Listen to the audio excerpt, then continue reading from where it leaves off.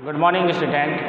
पिछले बार हम लोगों ने बीएससी थर्ड क्लास में nucleic acid as a genetic material के बारे में स्टडी किया था, जिसमें हम लोग कुछ एक्सपेरिमेंट के बारे में स्टडी किए थे, जैसे ग्रिफिथ का एक्सपेरिमेंट 1928 में, और उसके बाद C.R. डॉसन का एक्सपेरिमेंट, फिर उसके बाद एवरी मैक्लॉयड मैकार्टी का एक्सपेरिमेंट, और हम लोग हर्शेस चेस का एक्सपेरिमेंट स्टडी कर रहे थे। पिछली बार मैंने आपको ग्रिफिथ के एक्सपेरिमेंट में दो स्ट्रेन के बारे में बताया था, R strain and S strain के बारे में। यहाँ पे एक पॉइंट हम शायद आपको बताना भूल गए, R for rough and S for smooth. इन दोनों बैक्टीरियल स्ट्रेन में यही अंतर होता है कि एक पर स्मूथ वॉल पाया जाता है पॉलीसेक्राइड का, और दूसरे में विदाउट पॉलीसेक्राइड का इस पे वॉल पाया जाता है। तो ये रफ स्ट्रेन हो जाता है। ये नॉन पैथोजेनिक था और ये पैथोजेनिक था। ठीक, आइए हम लोग उस एक्सपेरिमेंट से शुरू करते हैं जहां से हम लोगों ने पिछले बार ख़त्म किया था, हर्शेस चेस का एक्सपेरिमेंट, 1953 का एक्सपेरिमेंट। Hershey's and chess.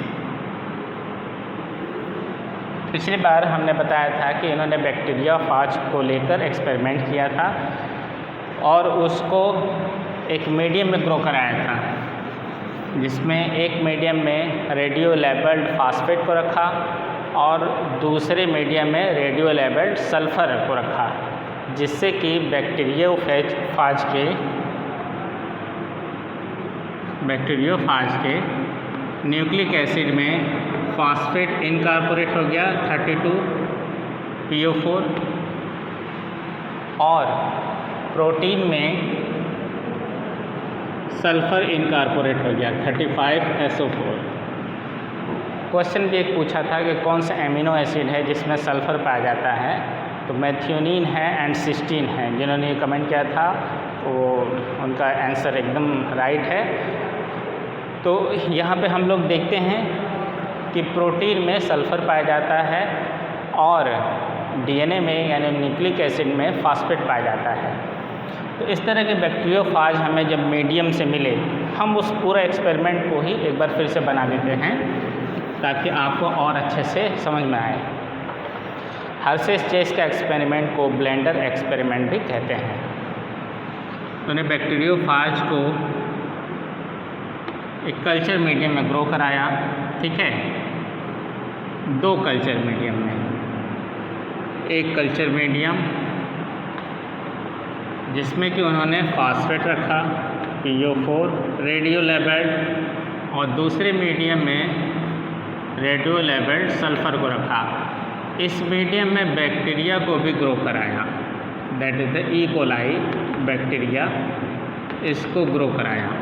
इसमें भी ई कोलाई को ग्रो कराया।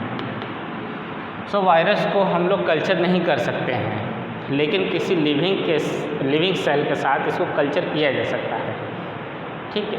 इसको विदाउट लिविंग सेल के साथ कल्चर नहीं किया जा सकता है। तो इनको हम लोग जब बैक्टीरियोफाज को इस तरह के कल्चर में ग्रो कराते हैं, मतलब उन्होंने ग्रो कराया, तो कई जनरेशन बाद दो तरह के बैक्टीरियोफाज हर्शेस चेस को मिला।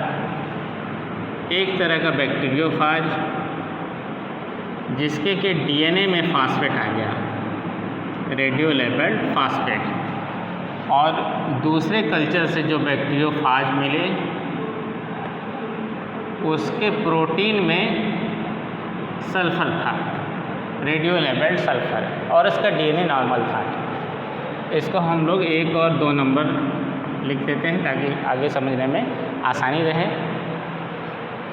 अब इन दोनों तरह के बैक्टीरियोफाज को लेकर ब्लेंडिंग, एक तरह का मिक्सर, पहले मिक्सर इस्तेमाल किया जाता था, इतना ज़्यादा इंस्ट्रूमेंटेशन नहीं था उस समय, तो मिक्सर का यूज़ किया गया था। इसीलिए इस एक्सपेरिमेंट को हम लोग ब्लेंडर एक्सपेरिमेंट कहते हैं, हर्शेस चेस का एक्सपेरिमेंट। ब्लेंडर एक्सपेरिमेंट में इसमें बैक्टीरिया सेल रखा गया मीडियम के साथ और इन दोनों बैक्टीरियोफाज को उस बैक्टीरिया पर ई कोलाई बैक्टीरिया को इन्फेक्ट कराया गया। इसमें जो बैक्टीरिया रखे गए ई कोलाई ये नॉर्मल कंडीशन से लाए गए थे। इन मीडियम वाले बैक्टीरियल सेल को नहीं लिया गया, एक नया कल्चर बनाया गया ई कोलाई का और उनसे बैक्टीरिया को लिया गया और इन दोनों बैक्टीरियोफाज को उसमें मिक्स किया गया ब्लेंडिंग मशीन के जरिए। अब क्या हुआ, बैक्टीरिया पे दोनों तरह के बैक्टीरियोफाज ने अटैक किया, दैट इज़ द फाज 1 और फाज 2।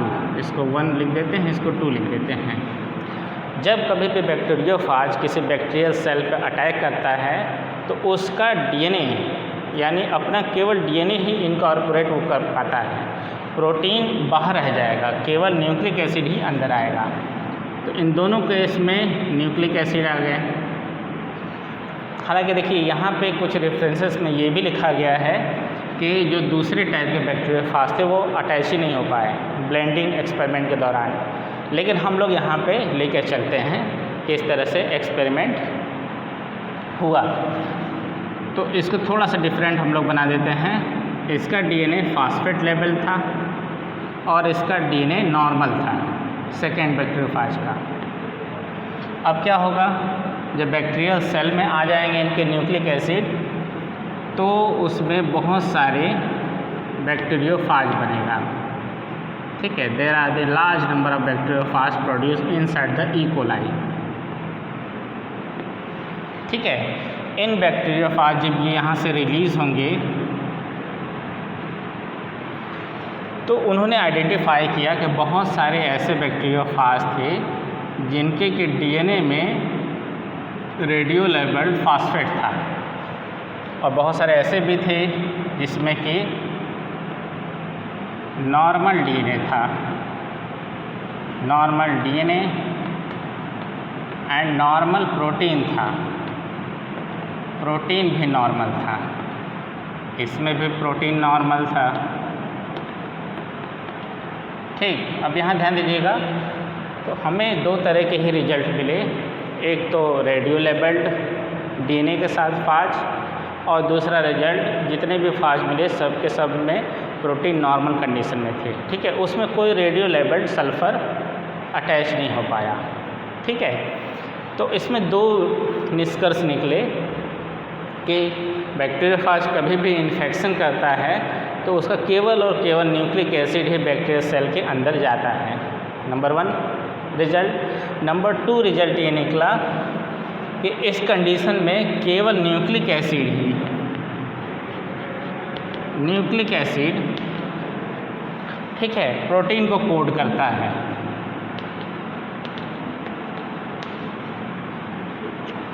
ठीक, न्यूक्लिक एसिड ही प्रोटीन को कोड करता है। इससे ये पता चला कि nucleic acid as a basic genetic material. तो यहाँ पे ये 3 एक्सपेरिमेंट कंप्लीट हो जाते हैं। ये तीनों एक्सपेरिमेंट, ग्रिफिथ का एक्सपेरिमेंट, एवरी मैक्लॉयड मैककार्टी का एक्सपेरिमेंट और हर्शेस चेस का एक्सपेरिमेंट, सिया एंड डॉसन का भी एक्सपेरिमेंट आप दे सकते हैं। ये 4 एक्सपेरिमेंट हैं, ये प्रूव करते हैं कि डीएनए ही बेसिक जेनेटिक मटेरियल है। ठीक है, अब हम लोग ये प्रूव करते हैं RNA is a genetic material.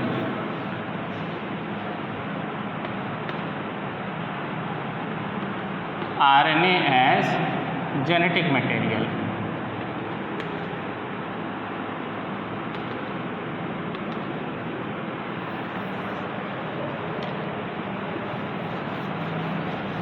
ठीक है, यहाँ पे भी कुछ एक्सपेरिमेंट हम लोग देखेंगे कि RNA को कैसे प्रूव किया गया कि वो बेसिक जेनेटिक मटेरियल है। तो सबसे पहला एक्सपेरिमेंट था गियर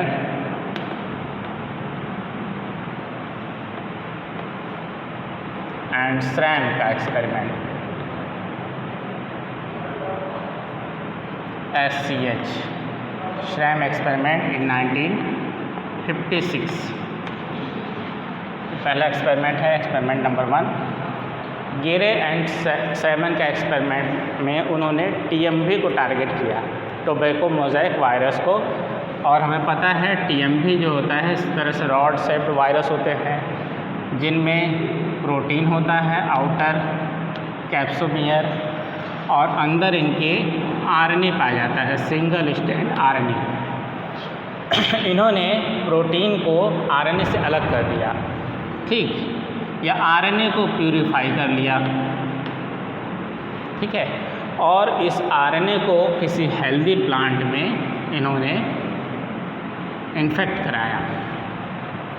इन्फेक्शन के दौरान जो सिम्टम आए वो मोज़ेक पैटर्न के थे इस तरह से।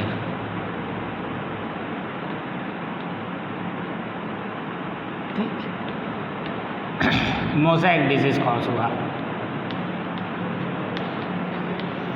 या मॉल्टिंग ऑफ लिप भी कहते हैं। तो मोज़ेक डिजीज़ मिला, तो उन्होंने बताया कि भाई केवल RNA ही ऐसा मटेरियल है जो कि ये डिजीज़ कॉज कर सकता है। और देखिए यहाँ पे आप ध्यान देखिएगा, जब भी कभी वायरस का इन्फेक्शन होता है, ठीक है, तो उसके सिम्टम तभी बनते हैं जबकि नए वायरस पार्टिकल आ जाए, यानी नए वायरस पार्टिकल जब तक प्रोड्यूस नहीं होंगे सिम्टम नहीं दिखाई देगा। और नए वायरस पार्टिकल तभी प्रोड्यूस होंगे जब वो अपना प्रोटीन का फॉर्मेशन कर लेंगे, यानी इस RNA से ही प्रोटीन का बन जाता है, फॉर्मेशन हो जाता है और इस सिम्टम से ढेर सारे रॉड शेप TMV वायरस निकल आते हैं। ठीक है, अब यहाँ पे केवल RNA ही है। तो ये गेरे एंड सैम का एक्सपेरिमेंट 1956 में हुआ। नेक्स्ट दूसरा एक्सपेरिमेंट 1957 में HF Conrad and B singer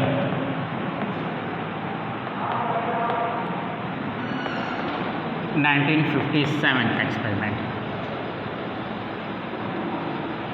ठीक है, इन्होंने उसी एक्सपेरिमेंट को किया और उसको थोड़ा सा एक्सटेंड कर दिया। इनका भी टारगेट ऑर्गेनिज्म TMV था, टोबैको मोज़ेक वायरस, और उन्होंने TMV से प्रोटीन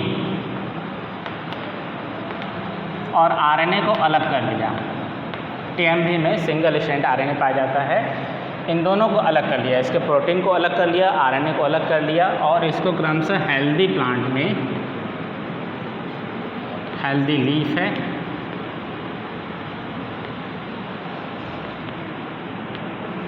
ठीक है, हेल्दी लीफ को इन्फेक्ट कराया।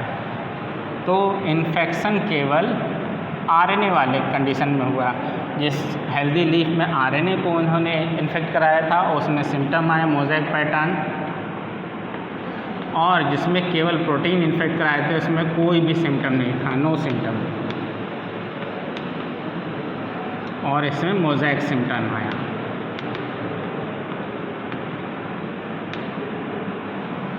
फिर उन्होंने इस एक्सपेरिमेंट को आगे बढ़ाते हुए इन दोनों को फिर से इनकॉर्पोरेट किया, रिकंस्ट्रक्ट किया। So protein and RNA of TMV reconstructed।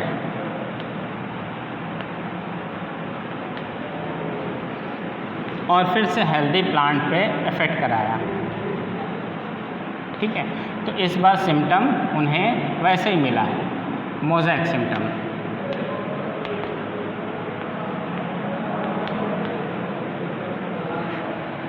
ठीक है, अब इस रिकंस्ट्रक्शन टेक्नोलॉजी का यूज़ करते हुए बाद में एक्सपेरिमेंट कराए गए। उन्होंने कराया एक्सपेरिमेंट 2 वायरसेस को लेकर, उसको भी हम लोग देख लेते हैं।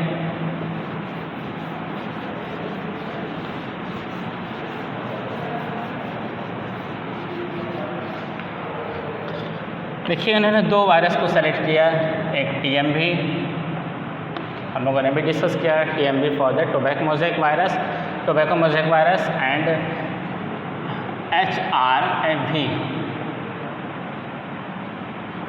होम्स रिबग्रास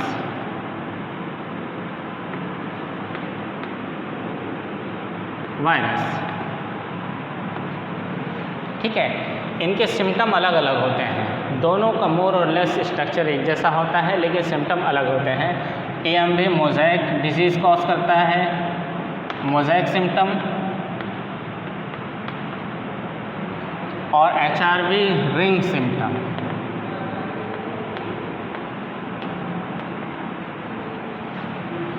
कॉज करता है। ठीक है, अब इनके एक्सपेरिमेंट में ये प्रूव उन्होंने करना चाहा कि which is the actual material for causing the symptom, either protein और द RNA। इसके लिए इन्होंने प्रोटीन और RNA को अलग अलग कर दिया। जैसे TMV के प्रोटीन को अलग किया, हम लोग यहाँ पे टर्म लिख लेते हैं प्रोटीन T। ठीक है, और इसके RNA को अलग किया, RNA T। इधर HRV के प्रोटीन को अलग किया, प्रोटीन H, और इसके RNA को अलग किया, RNA H। ठीक है, और रिकंस्ट्रक्ट कर दिया क्रॉस रिकंस्ट्रक्शन, यानी TMV के प्रोटीन को HRV के RNA के साथ और TMV के RNA को HRV के प्रोटीन के साथ इनकॉर्पोरेट कर दिया। ठीक, और तब जाके सिम्टम देखा। यहाँ पे भी हम लोग देख लेते हैं protein T with RNA H and RNA T with protein H। तो जो भी वायरस बना रिकंस्ट्रक्शन से, इस तरह से वायरस बन गए, रॉड शेप्ड वायरस, इसमें आउटर प्रोटीन T है और RNA जो है वो है R टाइप। इसमें प्रोटीन आपका H रहेगा और RNA T रहेगा। ठीक है, इस तरह से रिकंस्ट्रक्टेड वायरसेस से उन्होंने हेल्दी प्लांट पे इफ़ेक्ट कराया। 2 हेल्दी लीफ लिया और उसके बाद इनका इन्फेक्शन कराया।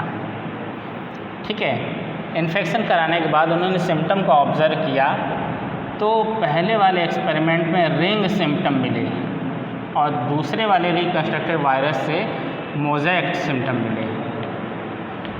ठीक, तो उन्होंने कंक्लूड किया कि type of the RNA decide the symptom. यहाँ पे देखिए टाइप R था, यानी HRV, ये R लिखा H था, HRV का RNA था तो उन्होंने रिंग सिम्टम दिया उस तरह के वायरसेस ने, और यहाँ पे TMV का RNA था तो उन्होंने मोज़ेक डिजीज़ दिया। तो इस एक्सपेरिमेंट से प्रूव होता है type of the RNA decide the symptom. ठीक है, तो इन 2 एक्सपेरिमेंट से ये प्रूव होता है कि RNA is the genetic material. अब आता है क्वेश्चंस की बारी। इसमें बहुत सारे क्वेश्चन डायरेक्ट पूछ जाते हैं, prove that the nucleic acid as a genetic material. तो आप यहाँ कहाँ से लिखेंगे? पहले आप न्यूक्लिक एसिड के बारे में जनरल इंट्रोडक्शन लिख लेंगे। ठीक है, ये न्यूक्लिक एसिड क्या है, फॉस्फेट रिच मॉलिक्यूल है, न्यूक्लियस में पाया जाता है और भी जगह पे पाया जाता है। ठीक है, तो आप इतना करने के बाद तब जाके एक्सपेरिमेंट लिखेंगे, जितना बताएं एक्सपेरिमेंट वो सब के सब लिख देंगे। कुछ 1-2 और एक्सपेरिमेंट है उसको भी हम लोग देख लेते हैं।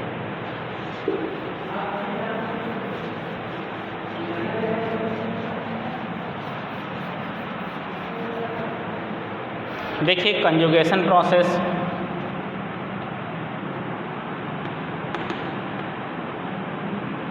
कॉन्जुगेशन प्रोसेस, इससे भी प्रूफ होता है कि DNA as a genetic material. इसमें HF- सेल्स, ठीक है, converted into F+ cells by receiving the DNA, by receiving the F plasmid, F+ plasmid, that is the nothing but the DNA। Plasmid, what is plasmid? Plasmid is the extra chromosomal DNA। तो वो receive करके F negative cell F positive में convert हो जाते हैं। इससे भी proof होता है कि DNA is the genetic material. दूसरा एक्सपेरिमेंट है fusion staining experiment. It stain only nucleic acid, ये केवल और केवल न्यूक्लिक एसिड को ही स्टेन करता है। ठीक है। तीसरा है अमाउंट ऑफ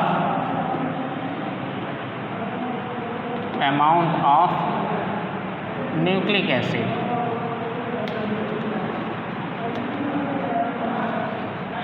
ठीक है। तो किसी भी ऑर्गेनिज्म में दो तरह के सेल्स पाए जाते हैं, डिप्लॉयड एंड हैप्लॉयड सेल्स।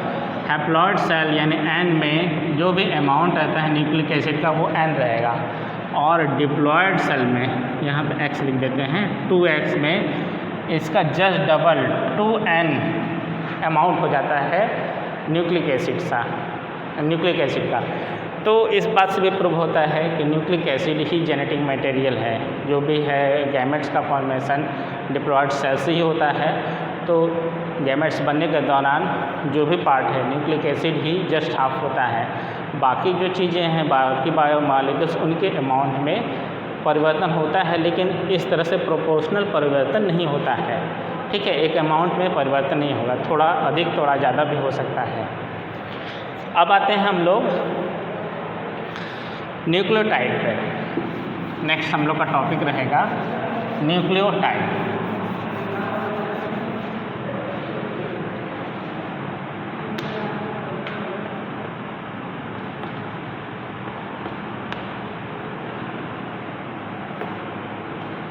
ठीक है।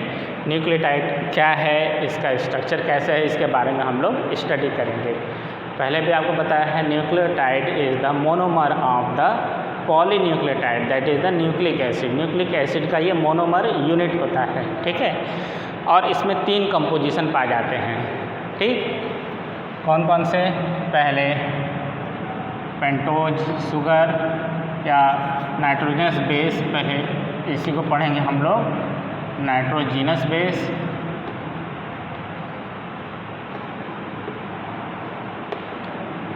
पेंटोज शुगर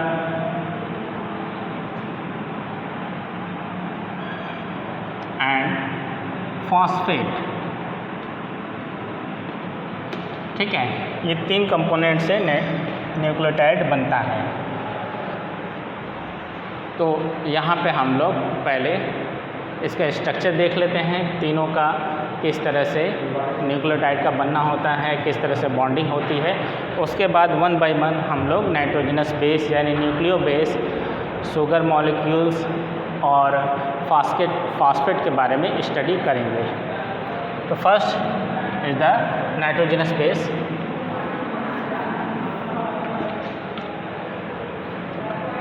आप इसको नोट डाउन भी कर सकते हैं। नाइट्रोजनस बेस कुल कितने तरह के होते हैं? ठीक है। नाइट्रोजनस बेस जो होते हैं वो 5 तरह के होते हैं। ठीक, टाइप इनकी 2 तरह की होती है, type 1 purine and type 2 pyrimidine.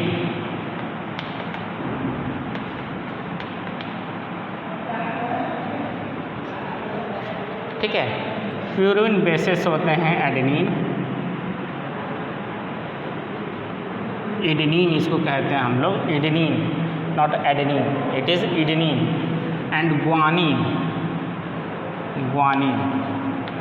ये 2 नाइट्रोजनस बेस प्यूरिन बेसिस कहलाते हैं। और पिरिमिडीन बेसिस में साइटोसिन,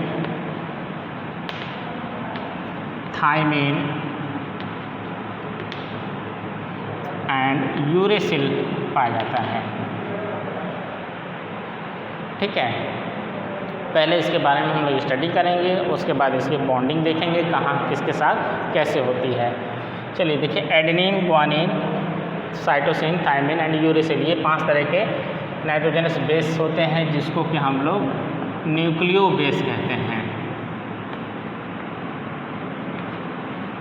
ठीक, इनके स्ट्रक्चर के बारे में भी हम लोग देख लेते हैं किस तरह से स्ट्रक्चर होता है, जिसकी प्रैक्टिस आप लोग करते रहिएगा, क्योंकि स्ट्रक्चर जब बनाएंगे तभी आपको अच्छे मार्क्स मिलेंगे। ठीक, देखिए एडेनिन,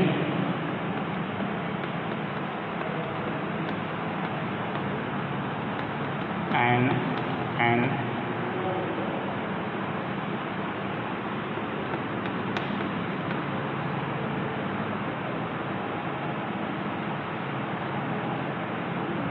पे बॉन्डिंग बना दीजिए, ठीक है।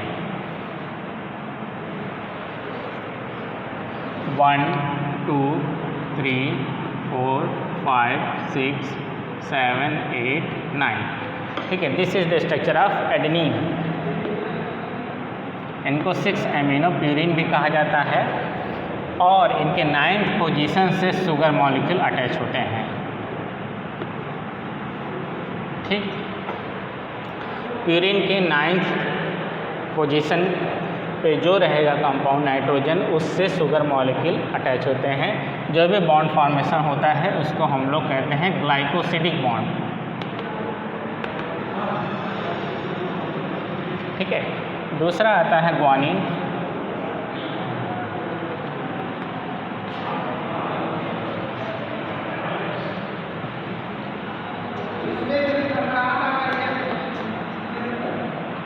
ग्वानिन में यहाँ पे O लग जाएगा, NH2,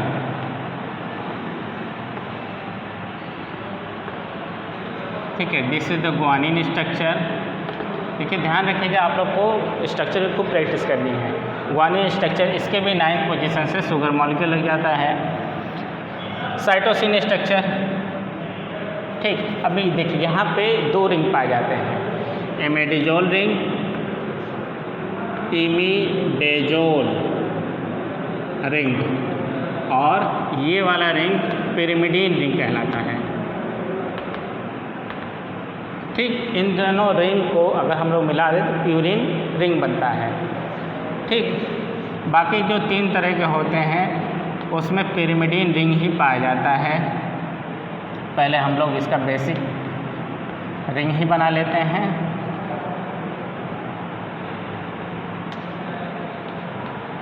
तभी हमें आसानी रहेगा, ठीक। देखिए यहाँ पर अगर NH2 रहे और सेकंड पोजीशन पर OH रहे तो दिस इज द साइटोसिन। आप लोग याद कर लीजिएगा, यहाँ पे NH2 और सेकंड पोजीशन पे 1 2 3 4 5 6 और सेकंड पोजीशन पे। अगर यहाँ पर भी OH आ जाए और सेकंड पोजीशन पर भी OH आ जाए तो दिस इज द यूरेसिल। और अगर छठे पोजीशन पर OH रहे, सेकंड पोजीशन पर OH रहे और 5वें पोजीशन पे CH3 आ जाए, थाइमिन,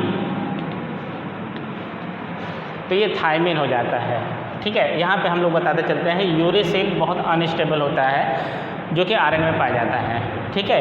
ये साइटोसिन से बनता है और नेचुरली अकरिंग भी होता है। साइटोसिन से बनने वाला यूरेसिल और नेचुरली अकरिंग यूरेसिल DNA में भी पाया जाता है, लेकिन कुछ तरह के DNA में, जैसे कि वायरस के DNA में पाया जाता है, ठीक है। कुछ ऐसे वायरस है जिसमें यूरेसिल भी पाया जाता है, ठीक। ये डीएमिनेटेड यूरेसिल, ठीक। तो इनको फिर डिलीट करने के लिए एंजाइम्स एक्स्ट्रा वर्क करते हैं। इस चीज़ से बचने के लिए फिर यहाँ पर मेथाइलेशन प्रोसेस हो गया।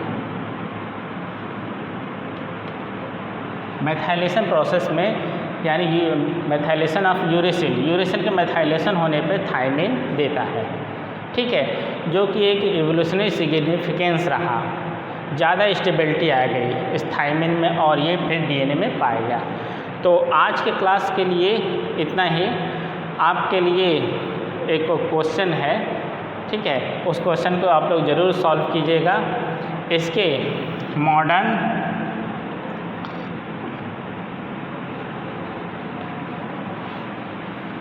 व्यू ऑफ न्यूक्लियर बेस के बारे में ज़रूर स्टडी कर लीजिएगा कि इसकी नंबरिंग कैसे की जाती है, ठीक है, मॉडर्न तरीके से और ओल्ड तरीके से। तो यहाँ पे आप लोग देख लीजिएगा। एक और क्वेश्चन है आपसे, उस क्वेश्चन को ज़रूर आप लोग कमेंट में लिखिएगा कि DNA में कितने तरह के बॉन्ड पाए जाते हैं, ठीक। That's all, thank you.